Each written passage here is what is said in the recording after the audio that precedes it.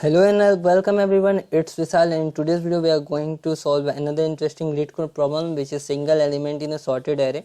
So what is the problem statement? First we understand that, after that we will move towards the approach and then we will try to code and solve this problem. And also our solution is going to be have time complexity of big of log n and space complexity of big of 1. So firstly understand that what is our problem statement. So problem statement is basically we have an array, okay, and array has integers in increasing order, means a sorted array, okay. Also there will be exactly one element which will be unique and all the other elements will appear only twice. So we have to find that unique element. So firstly move towards that how we can solve this problem. So let's see the approach. So guys, now let's understand our solution, that how we can approach to solve this problem.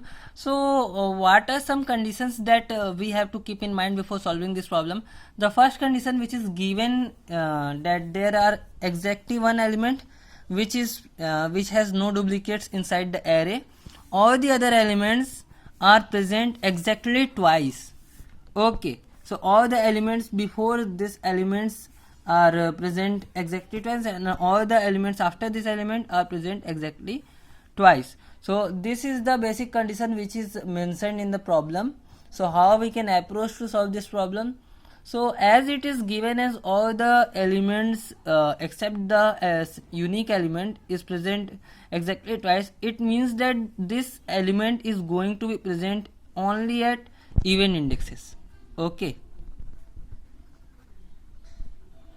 because all the elements before this are going to be present in pairs. Suppose 0 1, then 2 3, then 4 5. Suppose it may be present at 2, it may be present at 4, it may be present at 6, but it cannot be it can never be present at 1 or 3 or 5, because all the elements before this are in pairs, okay.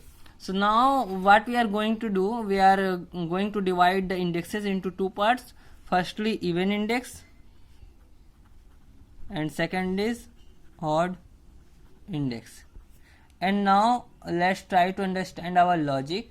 What we will do, we will basically firstly what will we do, we will create a recursive function and then we will find the value of low and high. Low is initially 0 and high is initially 8. In this case 0 1 2 3 4 5 6, 0 1 2 3 4 5 6, okay.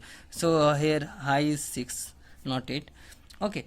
So high is basically 6. Now what we are dividing indexes into two parts, firstly even index and secondly odd index. And now we are firstly checking the even indexes. So how we are going to check even index initially, and what will be our logic? We are going to use modified binary search, okay, for this problem. So what we basically do in each iteration or in each recursive call, we firstly find value of mid and then after that we check that mid element and then we move towards left or right, okay. So how we are going to take these decisions, let's see. So firstly we are going to calculate mid in each recursive call. Mid equals to low plus high minus low divided by 2. Why this one? Because it the value, if we will write like this, high plus low divided by 2, then the value of high plus low may exceed the maximum value of integer. So as mathematically these both are same, so I am writing this instead of this, okay. Now we are checking if num mid, okay. So now we are going to check all the possibilities related to num mid, and before checking it, as I have told that I have divided the indexes into two parts, even indexes and odd indexes. So let's firstly check the value of mid. So mid %2 not equals to 0. If mid %2 not equals to 0, it means we are at odd index. So what we will check? We will check if nums mid greater than nums mid minus 1. what I am trying to say with this, suppose we are at this index. In this case, suppose we are at third index. Okay, 0 plus 6 divided by 2, third, 0 1 2 3, third index. So we are basically here. Now what we are checking, that is this number greater than this number or not. If this is greater than this number, it basically means that this number may be unique. If it is greater, then it may be possible that this number is basically unique. And after that, what we are going to do, we are going to check this, and then in order to check whether it is unique or not, what we are going to do, we are going to check from here to here. Okay, so what will we do? Result equals to same recursive call. Suppose our function name was get num duplicate nums low mid minus 1. Suppose it was like that. So in this case, result will be get non duplicate nums low mid minus 1. So basically it's num low high here, and it's num low mid minus 1 here. Okay, otherwise if it is not greater than, suppose it's equal. Okay, suppose it's equal, or it's it may be equal. So if it is equal, then in that case we are going to check from here to here. Okay, so result equals to same recursive call, but this time from mid plus 1 to high, and there will be nums okay, nums mid plus 1 high. And now we will get the result. Otherwise, if the value of mid which are we are getting as even, then what we will check? If nums mid is lesser than nums mid plus 1, okay, what we will do, basically we will check result. So if mid lesser than nums mid plus 1, it means, suppose this is lesser than this, okay, it means that there is a possibility of this being a unique element. In this case, what we have to check? We have to check up to this number. So we will check from this range to this range. Okay, so basically we have to check either from low to the lower number, otherwise high to higher number, means high to higher index, or low to lower index. Okay, so what I am trying to say means we have to either check, suppose this is lower. If this is lower, then we have to check from lower to this index. Okay, otherwise we are going to check from this index to higher index. Okay, so same logic we are going to apply here.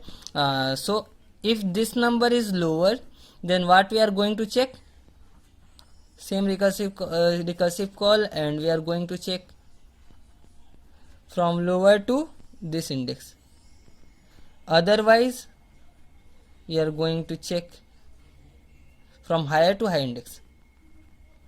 Same recursive call, num mid plus 1 or high. Okay, so this will be our total recursive call. At the end of our recursion, we will get the result. So now let's have a small look on the code, and then we will try to submit it. Now hope you know the approach, and now we will code. So let's code. What will be our code? Firstly, we will create a recursive function, and initially we will pass nums value of low as 0, means 0th index, and value of high as num dot length minus 1. Now we will create function like this. Now if low is greater than equals to high, we are basically returning nums low. Okay, otherwise we are going to calculate mid. I have told you how we can calculate mid, and now we are creating a variable to store the result. Now, as I have told you that we are going to partition the index into two parts, even indexes and odd indexes, and basically our result is going to be present at even index only, and I have stated you the reason. Now we will check if nums mid is greater than nums mid minus 1 or not. If it is not greater than, okay, it means what we are basically going to do, we are going to, if we get nums mid is greater than nums mid minus 1, in that case what we will do, we will iterate up to mid minus 1. So here we have we done the recursive call, and I have explained to you the reason.